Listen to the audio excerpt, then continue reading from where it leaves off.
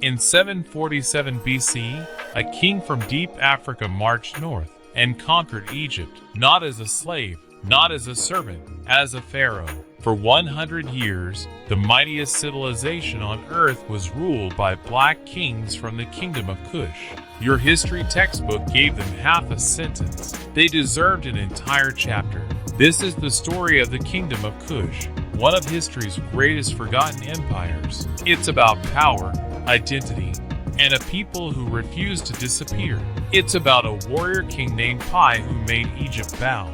And it's about a truth that took 2,700 years to be told properly.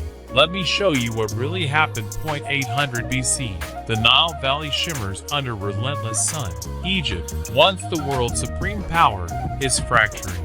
Rival warlords control separate cities. The great temples of Karnak sit neglected. Far to the south, in what is now Sudan, a different civilization is rising. Kushites, darker-skinned, fiercely independent, had watched Egypt for centuries. They absorbed its writing, its gods, its architecture.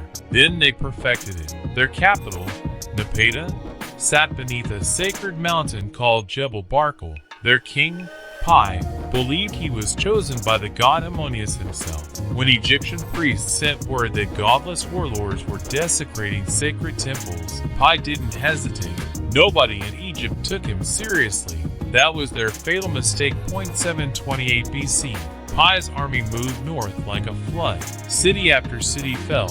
Hermopolis, Memphis, Heliopolis. Egyptian princes who had terrorized their own people for decades dropped to their knees before a Kushite king. Memphis, Egypt's most fortified city, held out. Pi attacked from the Nile itself, boarding enemy ships and scaling harbor walls at dawn. The city fell in a single day.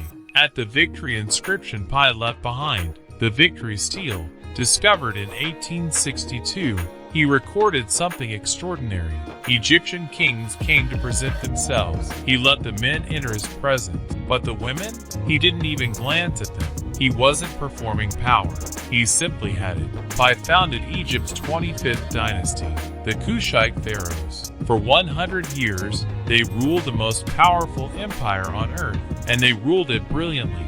They restored crumbling temples. They revived ancient burial traditions Egypt itself had abandoned.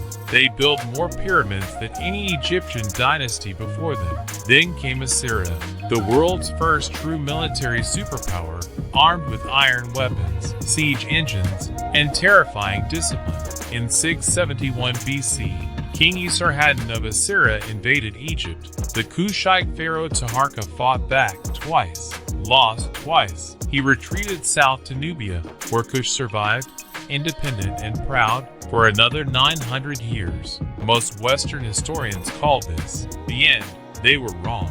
Kush transformed. Its new capital, Meroe, became a center of iron production, trade, and art.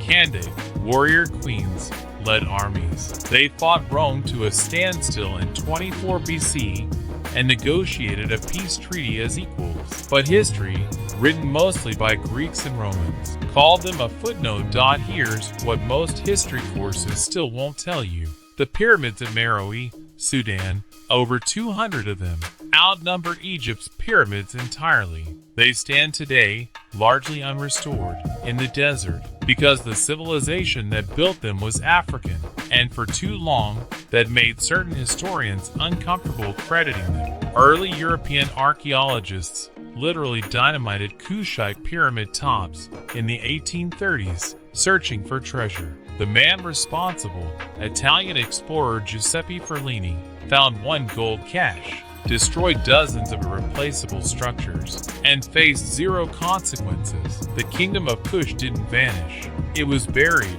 under neglect, under bias, under the silence of forgotten empires. The same patterns repeat wherever inconvenient history lives. These people built civilization across 2 continents. We owe them the truth. History is full of empires like this, erased not by defeat, but by who got to write the story afterward. Next week, I'm covering another forgotten empire that changed the ancient world forever. Subscribe so you don't miss it. What forgotten civilization should I cover next? Drop it in the comments. Thank you for watching and for remembering. I'll see you in the next one.